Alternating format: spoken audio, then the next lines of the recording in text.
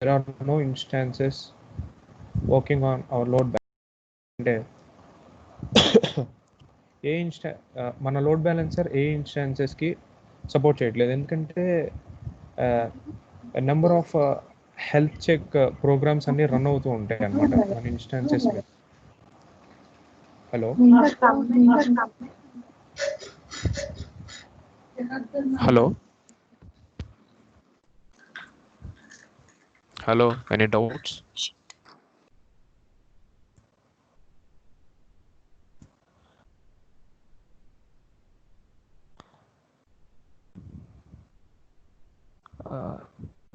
సంకీర్తన left అయిపోయినట్టుంది. Okay okay.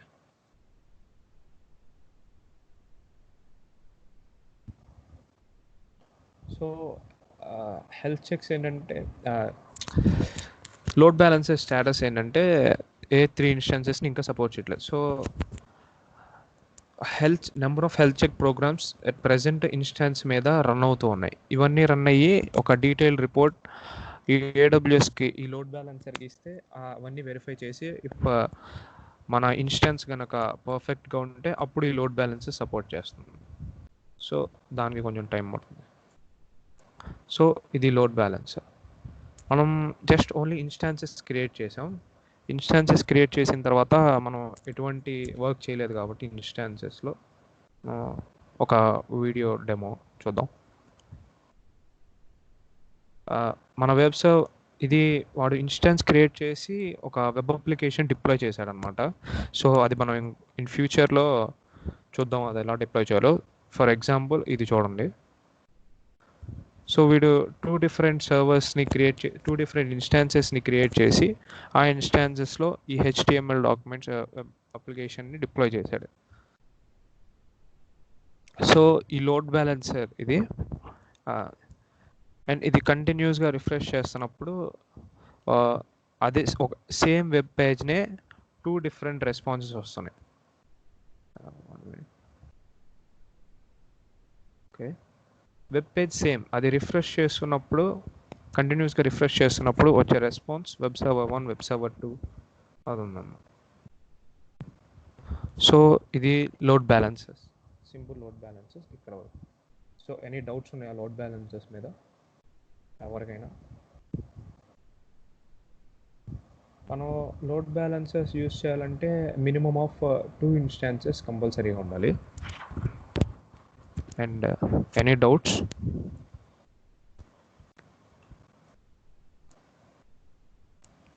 Any doubts ఉన్నాయా ఇక్కడ వరకు ఎవరికైనా? ఓకే,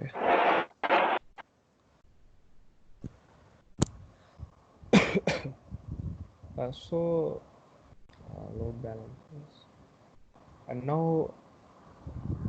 మనం ఇందాక జస్ట్ వాల్యూమ్స్ క్రియేట్ చేయడం చూసాం, కానీ ఓకే వాల్యూమ్స్ క్రియేట్ చేసాం. ఇప్పుడు వాల్యూమ్స్లో డిఫరెంట్ టైప్స్ ఆఫ్ వాల్యూమ్స్ ఉంటాయి.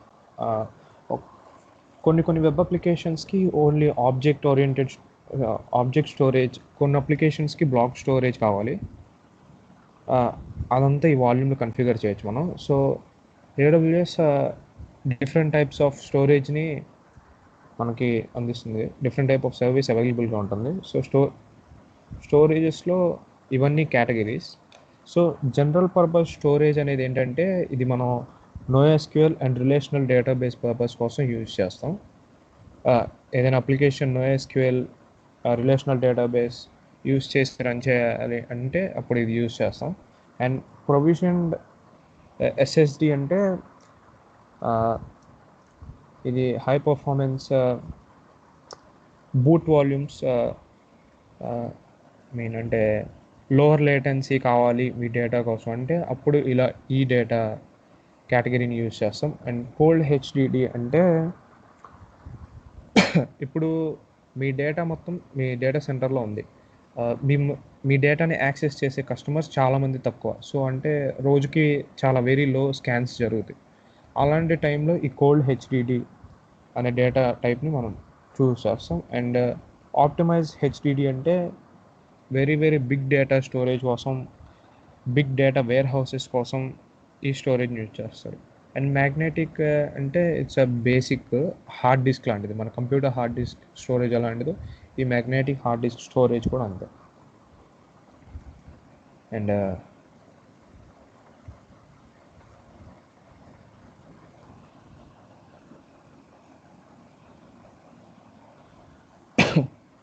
అండ్ స్నాప్ షాట్స్, ఈ వాల్యూమ్స్ క్రియేట్ చేసినప్పుడు మనం ఈ స్నాప్ షాట్స్ అనేవి కూడా క్రియేట్ అవుతాయి. మనకి వాడు ఇన్స్టెన్స్ క్రియేట్ చేసేటప్పుడు ఇచ్చే వాల్యూమ్ని రూట్ వాల్యూమ్ అంటాం. ఈ రూట్ వాల్యూమ్ ఏంటంటే మనం ఇన్స్టెన్స్తో పని అయిపోయింది అని మనం ఇన్స్టెన్స్ స్టాప్ చేసామంటే ఆ రూట్ వాల్యూమ్ మొత్తం డిలీట్ అయిపోతుంది పర్మనెంట్గా. అప్పుడు మనం ఇలా ఎక్స్ట్రా అక్కడ వాల్యూమ్స్ క్రియేట్ చేసాం కదా, ఎడిషనల్ వాల్యూమ్స్. సో ఈ వాల్యూమ్స్ క్రియేట్ చేసినప్పుడు ఏంటంటే ఈ స్నాప్ షాట్స్ కూడా క్రియేట్ అవుతాయి. ఈ స్నాప్ షాట్స్ అనేవి పర్మనెంట్ స్టోరేజ్, మనం అసలు డిలీట్ చేయడం కుదరదు వీటిని. ఈ స్నాప్ షాట్స్ అనేవి ఎలా యూజ్ అవుతాయి అంటే, ఇప్పుడు మనం వాల్యూమ్ మనం ఒక స్టోరేజ్ క్రియేట్ చేసాం, కొన్ని అన్ఎక్స్పెక్టెడ్ రీజన్స్ వల్ల ఆ స్టోరేజ్ డ్యామేజ్ అయిపోయిందంటే ఈ స్నాప్ షాట్స్ని యూజ్ చేసి ఆ డేటా మొత్తాన్ని రిట్రీవ్ చేయొచ్చు. ఈ స్నాప్ షాట్ అనేది ఏం చేస్తుందంటే ఒక మనం క్రియేట్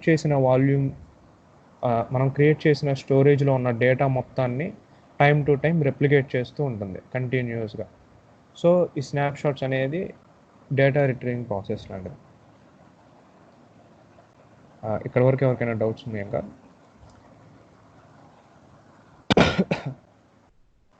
సో ఇక్కడ వరకు ఇంతే. అండ్ ఇంకెవరికైనా డౌట్స్ ఉన్నాయా? ఎనీథింగ్, ఏదైనా డౌట్స్?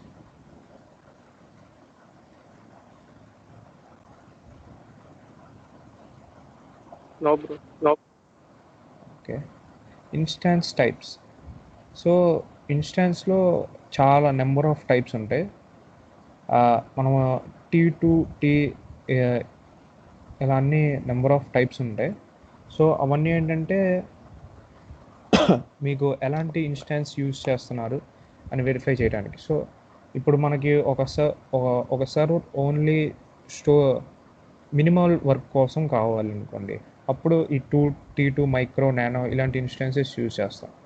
అండ్ ఇఫ్ మనకు ఒక సర్వర్ హై కంప్యూటింగ్ పర్ఫార్మెన్స్ అంటే వెరీ ర్యాపిడ్ క్యాలిక్యులేషన్స్ చేయాలంటే దానికి ఒక డిఫరెంట్ ఇన్స్టాన్స్ క్రియేట్ చేస్తాం.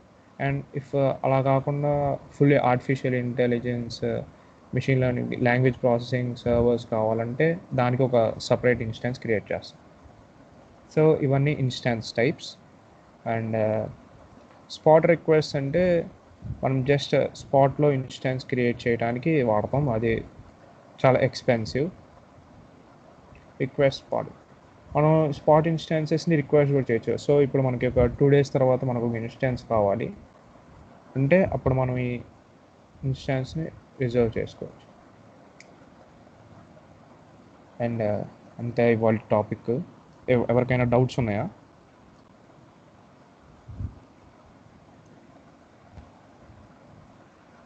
హలో. ఓకే. అది నిన్న అందరూ ప్రాక్టీస్ చేశారా ఇన్స్టాన్స్ క్రియేట్ చేయటం, కనెక్ట్ చేయటం? దాంట్లో ఏమన్నా డౌట్స్ ఉన్నాయా ఎవరికైనా? ఎక్కడైనా మధ్యలో వరకు వచ్చి ఆగిపోయినాయా? Hello hello.